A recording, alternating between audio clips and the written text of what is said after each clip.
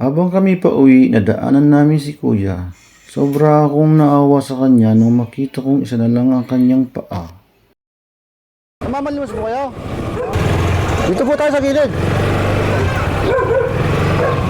May mga kapatid pa akong panganay at bunso nasa Bicol. May mga pamangkin na ako kasi hindi nila ako inaano dahil may mga pamilya sila. Nabayaan ko nila. May bahay naman ako yan. So, matawag na lang ako sa kanya araw-araw.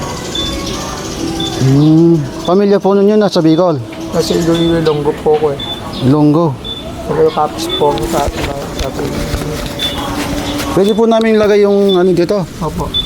Ay, Bose, okay na po dito po. okay po. Salamat po maraming sa inyo lahat. Ano oras po kayong nagsimula mamalimos? Dahil kanina po kasi nahihirapan ako papatalihan ko pa ng gomat eh. Dumudulas yung umay ko eh. Dito po ano? Oo. Paano po kayo Dahil na... bubong to. Natanggal po, tumawag po ko. Isang araw tumawag ako na una yung basag po yung ulo ko eh. Oo naman si kuya. Labong ganun eh. Ganyan po mga kalinga. Kuya, namamalimos. Papatulong ako sa mga bata eh. Tatawanan pa ako pag nabangga ako sa motor. Kaya daan na lang ako eh. Nahilaw din pa ako yung sugat. Kawawa naman si kuya. Baka mamaya mabulong na kaya pinapainom ako ng gamot nung ano. Ano po yung nangyari sa palyo kuya? Nahilahon. Yung nakapipreno ko eh. Bumaba sa amin eh. Hindi, dito po. Sa bakit po naputol yung palyo? Nagka-contraction po ako, nag-asinta ako eh, na biglang pumalas yung isa na bagsakan. Durog po yung dulo. Dati po, maayos yung lakad niyo. Ako, malakas po ako dati. Nagtitinda akong balot, nagtitinda akong mani, dilis. Ikot ako ng ikot dyan, paghapon, may sidecar ako. Iyak si kuya, mga kalinga. Sa hirap ng kanyang pinagdadaanan. Kawawa Kaya okay naman lang po itong ganito sa akin. Kasi lang ba yung minsan nalulungkot ako. Makita yung ano ko, kausap. Nagagalit po yung asawa ng ulo ng asawa ko.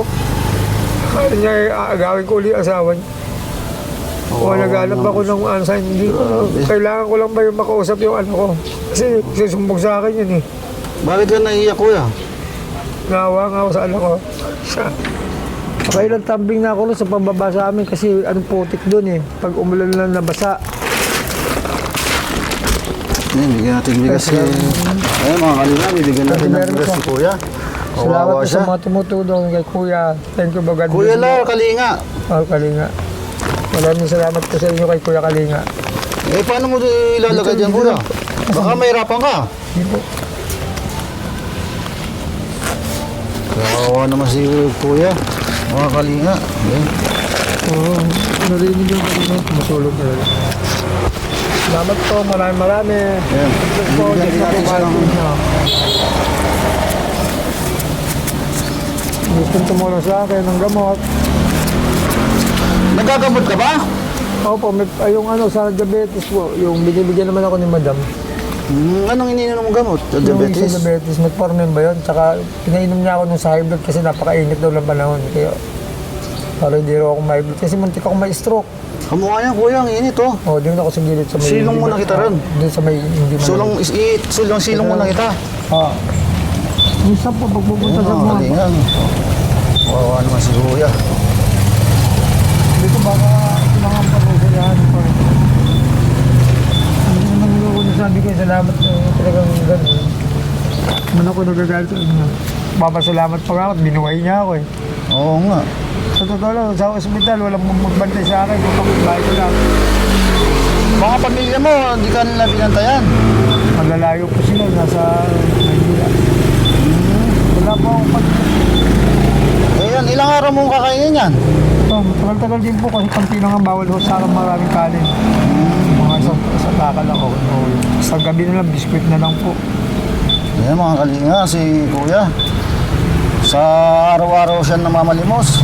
Kawawa naman siya. Pag nagbigay po sa akin ng mga pagkain, gulay, bibigay ko rin sa nagpapakain sa akin kasi lulutuin niya yun eh. Oo nga. Tapos bibigyan ka lang na. O, tapos naluto na. papainumin ako ng gamot niyon. Napakain pa, minsan pinaliliguan pa ako niyon, babae yun. Kaya nga, kahit na babae siya, di mo siya pamilya, tinutulungan. No? Mag-alak lang siya ng asawa ko. Dati, no? Mabait lang Kahit po sa iwalay na kayo, eh. mabait po yun sa akin, mga magkakapatid. Mga labaw po. Eto kuya, bibigyan kitang Salamat na marami. bibigyan kita ang pambili mo ng gamot. Pambili mo ng ulam. Ikaw na bahala. Ito. Iigan mo yung kamay mo, kuya. Iigan mo. Iigan mo. 1, 2, Salamat po. 3, 4, 5. Makita rin ako ng mga kamag-anak ko. Eh, ano masasabi mo sa mga...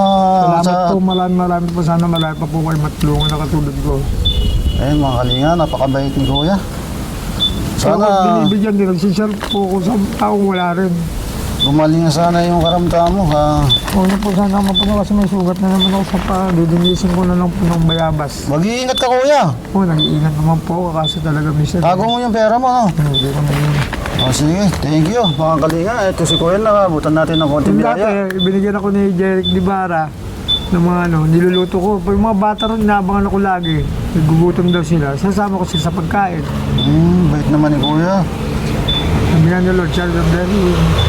Salamat po marami. Ayun, Mga tao gustong tumulong sa akin. Salamat po. Ano masasabi mo sa mga gusto tumulong sa'yo? Yan. Marami po. Mag-message ka.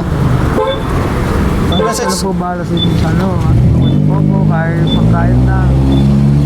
Pero mga pagkain lang po. Kunti para mas pasimento ko yun. Puti ko kasi sa amin. Makikita nyo na po pag naman. Maputik yung tinitiran mo. Kaya minsan daga ako nagtataob. Di patag ano.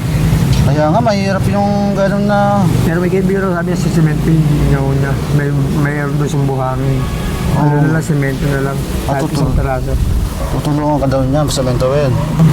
O sige, Bigyan ko kuya. lang konti yung pera konti. Hanggang dito na lang kami, kuya. Maraming salamat. Maraming salamat. Paalam ka na. Maraming salamat. Ano, marami pa po kayo matulungan.